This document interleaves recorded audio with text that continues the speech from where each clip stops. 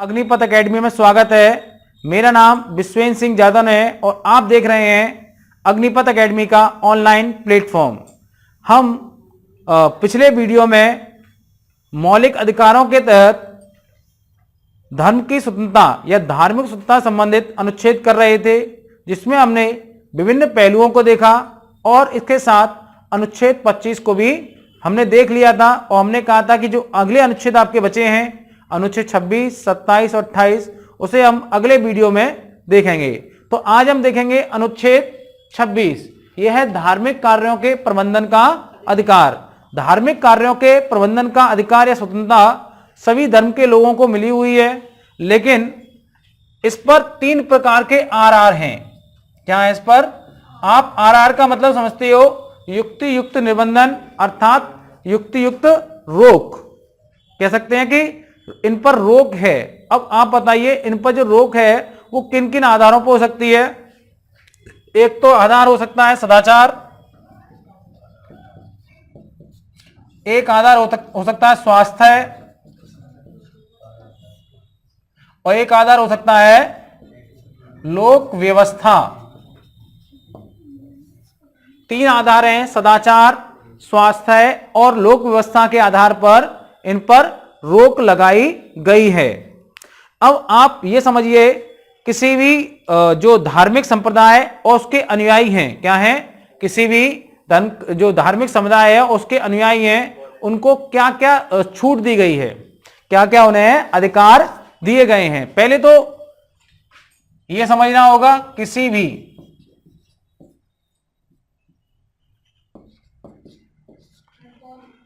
धार्मिक समुदाय के अनुयायी। अब इसमें धार्मिक समुदाय में क्या शामिल है? धार्मिक समुदाय से आप क्या तात्पर्य लगाते हैं? धार्मिक समुदाय क्या है? धार्मिक समुदाय सिंपल सा है, जैसे मुस्लिम है एक धार्मिक समुदाय है, हिंदू है, ये क्या है? धार्मिक समुदाय है। अब आप मुस्लिमों में भी क्या होते हैं? अलग अलग समुदाय होते हैं, जैसे शिया है, सुन्नी है, सूफी हैं। ऐसे ही हिंदू में वैष्णव, शैव, ऐसे अन्य समुदाय होते हैं नहीं होते हैं? ऐसे समुदाय जो होते हैं उनके आधार पर कह सकते हैं कि ये क्या हिंदू धार्मिक समुदाय, उनके अनुयायियों के अनुभाग या संप्रदाय कह सकते हैं, इनके जो धर्मों के अंदर ही होते हैं। अब इनको क्या क्या अधिकार मिले होंगे?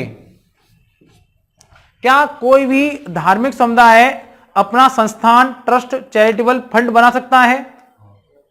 आपने देखा होगा जितने भी मस्जिदें हैं, जितने भी मंदिर हैं, उनके क्या हैं? ट्रस्ट हैं। क्या है? ट्रस्ट। तो वो क्या बन सकता है? धार्मिक चैरिटेबल संस्थान।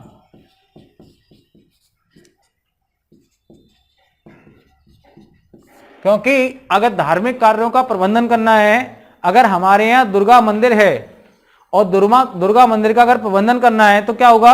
कोई ना कोई तो निकाय काम करेगा उसके लिए। तो अब अगर हम निकाय बनाने की स्वतंत्रता ही नहीं देंगे तो क्या वो सही तरह प्रबंधन कर सकते हैं? तो धार्मिक चैरिटेबल संस्थान की स्थापना की जा सकती है। इसके अलावा अब आप सोचिए, चल अचल संपत्ति होती है मंदिरों के पास, उनका प्रबंधन कर सकता है। तो और क्या आता है इसमें? चल अचल संपत्ति, चल अचल संपत्तियां, चल और अचल संपत्ति आती हैं। अब चल और अचल संपत्तियां होती, जो चल और अचल संपत्तियां होती हैं, पेपर में कभी कभी चल को जंगम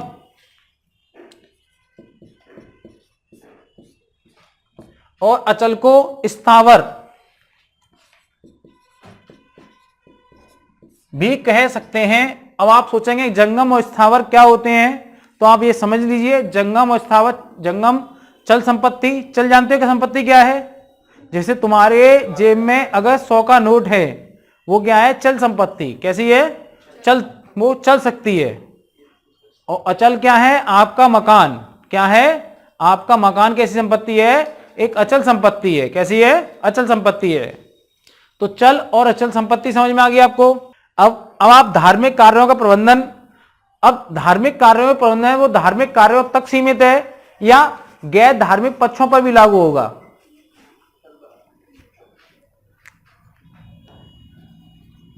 धार्मिक कार्यों का प्रबंधन, ये धार्मिक कार्यों के प्रबंधन में धर्म विषयक जो आपके क्या बोलते हैं धर्म विषयक कार्य तक सीमित होगा, धर्म विषयक कार्य इसकी छूट होगी, या गैर धार्मिक कार्य, गैर धार्मिक कार्य। अब धार्मिक कार्यों के प्रबंधन में क्या आते हैं? धर्म विषयक कार्य आते हैं, गैर धार्मिक कार्य तो आते नहीं है। तो इन पर तो क्या लगाया गया है? 3 1 2 3 आर लगाए गए हैं। और गैर धार्मिक कार्य कौन करेगा? ये केवल सरकार कर सकती है। जैसे मेला में क्या करना है? व्यवस्था लगानी है, तो कौन लगाएगा? पुलिस लगाएगी। और अगर गैर धार्मिक कार्यों में क्या हो सकता है? ऐसा हो सकता है कि सरकार आपको क्या करे? बैन कर सकती है। क्या कर सकती है? बैन कर सकती है। आपको दिख रहा है? तो आप अनुच्छेद 26 को समझ गए। बहुत टिपिकल, बहुत समझाने वाली बात नहीं है। अनुच्छेद 27 में क्या है? धार्मिक कार्यों के लिए कर न देने की स्वतंत्रता का अधिकार दिया गया है। अब है क्या कि भाई मध्यकाल में ऐसी स्थितियां थीं कि कुछ राजाओं ने धर्म के आधार पर कर लगाए और किसी धर्म विशेष की जनता पर कर लगाए, और इसके साथ साथ कुछ धर्म विशेष के लोगों को अधिक सहूलियत दी, उनके धर्म को अधिक संरक्षण दिया। अब ऐसी स्थिति में क्या होता है कि जनता के बीच असंतोष पनपता है। अलाउद्दीन खिलजी का एक कथन था कि हिंदुओं को ना इतना पैसे वाले होने दो कि विद्रोह कर दें, और ना ही इतना गरीब रहने दो कि वो यह देश छोड़कर दूसरे देश में चले जाएं। हिंदुओं के लिए कथन था उसका। तो उसका मतलब क्या है? अलाउद्दीन खिलजी एक विशेष धर्म को संरक्षण दे रहा था। जैसे आपने कभी जजिया का नाम सुना होगा। जजिया हिंदुओं पर लगाया जाने वाला कर था। जब संविधान का निर्माण हुआ, और हमारा संविधान धर्मनिरपेक्ष राज्य की कल्पना करता है, और अगर हम किसी धर्म विशेष पर कर लगा देंगे तो क्या होगा? वो धर्मनिरपेक्षता की अवधारणा खंडित हो जाएगी। धर्मनिरपेक्षता की अवधारणा खंडित ना हो, धर्मनिरपेक्षता की अवधारणा को मजबूती मिले, इसलिए अनुच्छेद 27 बहुत ही महत्वपूर्ण है। इसमें कहा गया कि किसी भी कोई भी धर्म है, धार्मिक समुदाय है, उस पर किसी भी प्रकार का कर ना लगाया जाएगा। कैसा? कोई भी प्रकार का कर ना लगाया जाए। दूसरा, उन्होंने कहा कि अगर सरकार कर प्राप्त करती है और अगर वह कर की जो प्राप्तियां हैं उसको किसी विशेष धर्म पर खर्च नहीं किया जाएगा। भाई हम जो टैक्स दे रहे हैं और टैक्स हमारा किस पर खर्च हो जाए? किसी विशेष धर्म पर खर्च हो जाए तो यह गलत माना जाएगा। उन्होंने कहा कि अगर कि कोई ऐसा कर ना लगाया जाए। अब ऐसा भी हो सकता है, सरकार एक काम और कर सकती है। सरकार क्या काम कर सकती है कि साहब, उन्होंने कहा कि हम हिंदू धर्म पर ये टैक्स लगाते हैं, और जो हम टैक्स लगा रहे हैं ये टैक्स केवल हिंदू धर्म पर ही खर्च होगा। ये भी गलत है। भाई आप कोई कर नहीं लेंगे, ये तो गलत है। किसी भी धर्म से कोई कर नहीं लेंगे। आपको जो कर मिल रहा है, उसकी जो प्राप्तियां हो रही हैं, उसको किसी धर्म पर खर्च नहीं करेंगे, ये भी बात सही है। दूसरा, कोई ऐसा टैक्स, विशेष टैक्स ना लगा दें जो एक धर्म पर लगे और उसी पर खर्च हो, ये भी पक्षपात है। आप क्या चाहते हैं?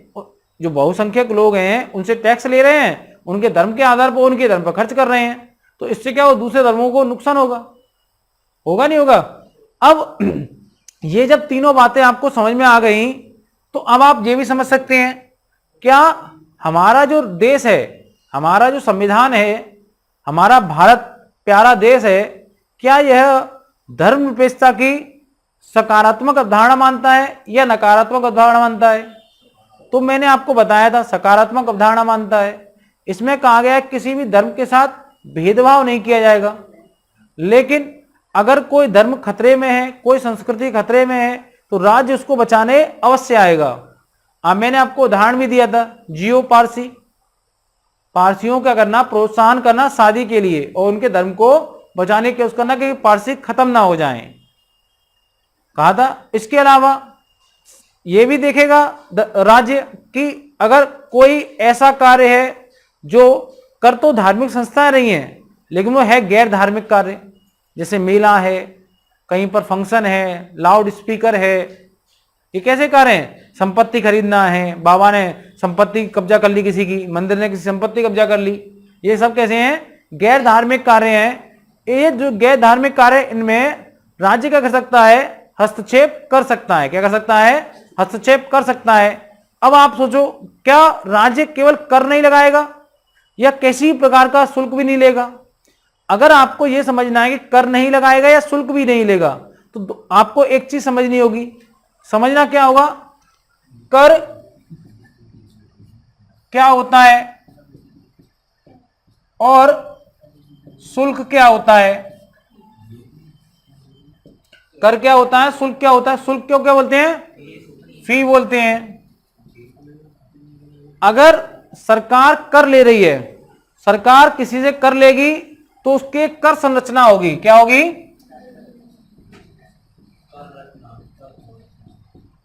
कर संरचना होगी, उसी के अनुसार कर ले सकती है।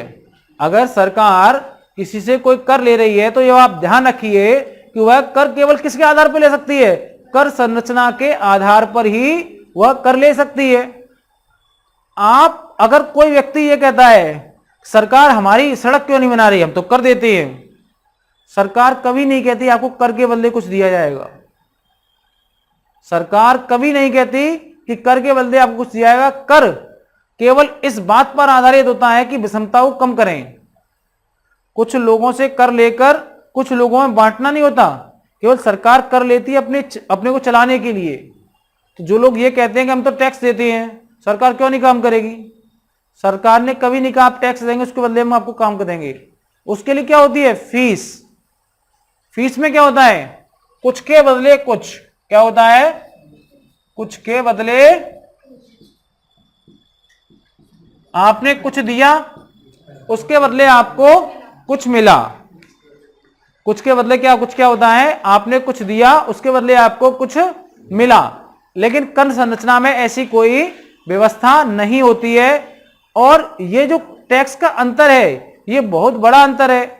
ऐसा अंतर है जिससे आप इकोनॉमी इसी आधार पर समझ लोगे, सरकार हमारी देश की कर क्या रही है और किस आधार पर कर रही है, इसी के आधार पर समझ सकते हो। अब कर संरचना आपको समझ में आ गई और शुल्क समझ में आ गया, तो आप अब जैसे कुछ के बदले कुछ क्या है, अगर सरकार, ऐसा कोई मंदिर है जो सरकार के या किसी ट्रस्ट के नियंत्रण में है, आपने देखा होगा, वो क्या करते हैं? प्रवेश शुल्क लेते हैं आपसे। क्या लेते हैं? प्रवेश शुल्क लेते हैं। अब प्रवेश शुल्क लिया, आपसे कुछ पैसा लिया, लेकिन उसके बदले क्या दे रहे हैं आपको? वो एक सेवा दे रहे हैं। क्या दे रहे हैं? आपको एक रूम में ले जा रहे हैं, मंदिर के विकास में कार्य कर रहे हैं। दान तो होता ही है, आप दान तो करते हो, अलग चीज है, लेकिन कुछ मंदिरों में शुल्क भी लिया जाता है। आपने ऐसे मंदिर जो यहाँ टिकट लगती है, सरकार के नियंत्रण वाले कुछ मंदिर यहाँ टिकट लग रही है। अब टिकट लग रही है, कुछ इनकम हो रही है, तो सरकार भी निश्चित सर्विस टैक्स लगा रही होगी। भाई शुल्क सेवा दे रहे हैं आप, तो टैक्स लग सकेगा ना। सर्विस टैक्स लग रहा है, यहां पर सेवा के बदले लग रहा है। लेकिन यहां पर कर नहीं लगेगा, केवल क्या ले सकते हैं हम? शुल्क ले सकते हैं। कोई बात दिक्कत आपको? तो आप अनुच्छेद 27 में शुल्क ले सकती है, टैक्स नहीं ले सकती। अब पहला पॉइंट लिख लें इसमें, लिखो, किसी धर्म विशेष पर कर लगाना। किसी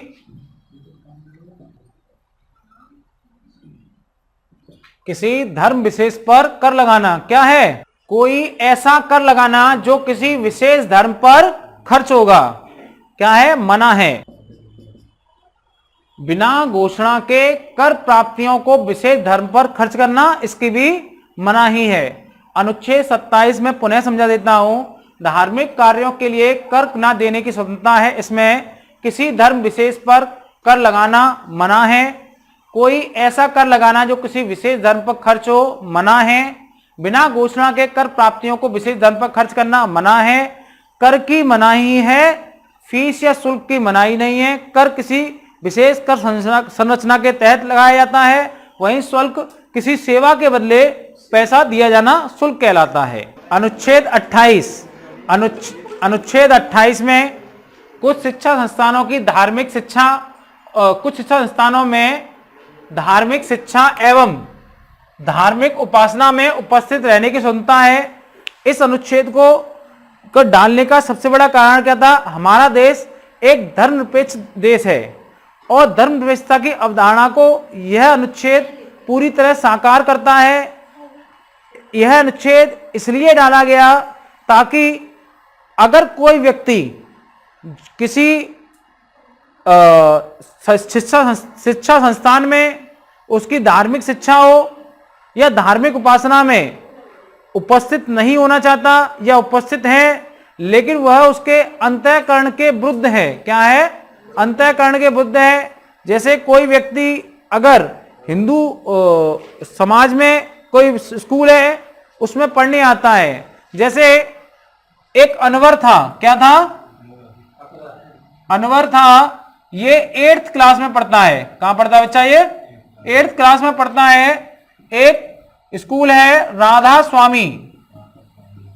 अब ये राधा स्वामी स्कूल है, आपको पता कि निश्चित है कि हिंदू चला रहे होंगे, लेकिन ये बहुत अच्छा स्कूल है, पढ़ने आ रहा है। इसमें प्रार्थना कराई जाती है। कौन सी कराई जाती है? हे हंस वाहिनी। अब यह प्रार्थना निश्चित है कि हिंदू धर्म से संबंधित है। अब ये कैसी है? हिंदू धर्म से संबंधित है।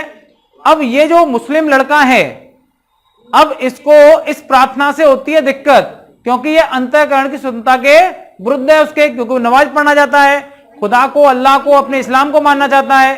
अभी 8th क्लास का लड़का है। अब ये मजबूर ना हो कि इस प्रार्थना में शामिल हो, इसकी इच्छा है। अगर ये चाहे तो शामिल हो सकता है और ना चाहे तो यह शामिल नहीं हो सकता। हमें किसी भी शिक्षा संस्थान में केवल इसलिए उसकी प्रार्थना में शामिल ना होना पड़े कि आप उस स्कूल में या उस शिक्षा संस्थान में पढ़ते हैं और इस वजह से आपको अपने अंतःकरण, अपने धर्म के विरुद्ध किसी दूसरे धर्म की पूजा करनी पड़ेगी। जैसे कोई हिंदू लड़का है, जैसे एक लड़का था कृष्ण। कौन था? कृष्ण लड़का था। ये किसी मुस्लिम स्कूल, जिसको मुस्लिम ने खोला है स्कूल, जैसे इस्लामिया में गया। अब वहां पर क्या होता है? वहां भी कोई ना कोई प्रार्थना होती होगी, लेकिन वह प्रार्थना कैसी होगी? वो इस्लाम धर्म से संबंधित होगी। और यह लड़का, जिसके पिता हैं, वो एक मंदिर में क्या है? पुजारी हैं। यह नहीं चाहता इस प्रार्थना में शामिल होना, तो इसको बाध्य नहीं किया जाएगा। तो सीधा सा अनुच्छेद 28 का एक ही तात्पर्य है कि अगर कोई शिक्षा संस्थान है, उसमें कोई धार्मिक शिक्षा या धार्मिक उपासना दी जा रही है, तो व्यक्ति उसमें उपस्थित होना चाहता है या नहीं होना चाहता, यह उसके अंतःकरण पर, मतलब उस पर स्वयं निर्भर करेगा कि वह उसके शामिल हो या नहीं हो। अब बार बार एक ही बात आ रही है कि शिक्षा संस्थान क्या है? ये शिक्षा संस्थान कितने प्रकार के होते हैं? शिक्षा संस्थान कौन कौन से होते हैं? शिक्षा संस्थान एक होते हैं राज्य पोषित। क्या होते हैं? राज्य पोषित शिक्षा संस्थान, अर्थात ऐसे शिक्षा संस्थान जो केवल राज्य की निधि पर चलते हैं। जैसे आपके सरकारी कॉलेज, सरकारी स्कूल, जो पूर्णतः किस पर चल रहे हैं? किसी राज्य निधि पर चल रहे हैं। पूरी तरह पैसा कौन देता है? राज्य निधि देती है। इसमें धार्मिक शिक्षा नहीं दी जाएगी, पूर्णतः नहीं दी जाएगी, धार्मिक शिक्षा इसमें नहीं दी जाएगी। बात समझ में आ गया? एक ऐसे शिक्षा संस्थान होते हैं जो राज्य द्वारा पोषित होते हैं। क्या होते हैं? पोषित मतलब निधि कौन देता है? राज्य देता है। लेकिन ये होते क्या है? पोषित या प्रबंधित लिख सकते हो, या प्रबंधित होते हैं। लेकिन इसे चलाना कौन है? नियंत्रित कौन करता है इसे? कोई ट्रस्ट, कोई ट्रस्ट, कोई ट्रस्ट क्या कर रहा है? इसे नियंत्रित कर रहा है। क्या कर रहा है इसे? कोई ट्रस्ट या चैरिटी एनजीओ इसको नियंत्रित कर रहा है। अब ऐसे स्कूलों में क्या हो? ऐसे स्कूलों में क्या होगा कि क्या इनमें धार्मिक शिक्षा दी जाएगी? बिल्कुल, आप दे सकते हैं, इनमें धार्मिक शिक्षा दे सकते हैं। जैसे मदरसा बोर्ड, कौन नियंत्रित करता है? प्रबंधित कौन करता है? नियम बनाता है सरकार कि मदरसा बोर्ड ऐसे ऐसे खुलेंगे। लेकिन चला कौन रहा है इन्हें? कोई एनजीओ चला रहा है। एक शिक्षा संस्थान कैसे होते हैं? अंशतः पोषित। क्या होते हैं? अंशतः पोषित। और एक शिक्षा संस्थान होते हैं आपके राज्य द्वारा मान्यता प्राप्त। राज्य द्वारा मान्यता प्राप्त। एक क्या तो कैसे होते हैं? अंशतः पोषित, और एक होते हैं राज्य द्वारा मान्यता प्राप्त। इन दोनों में धार्मिक शिक्षा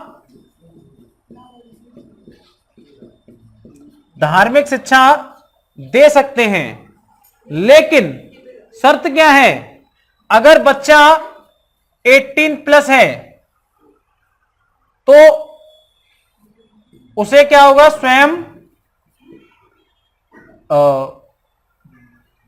क्या बोल सकते हैं? स्वयं परमिशन देनी होगी। क्या देनी होगी?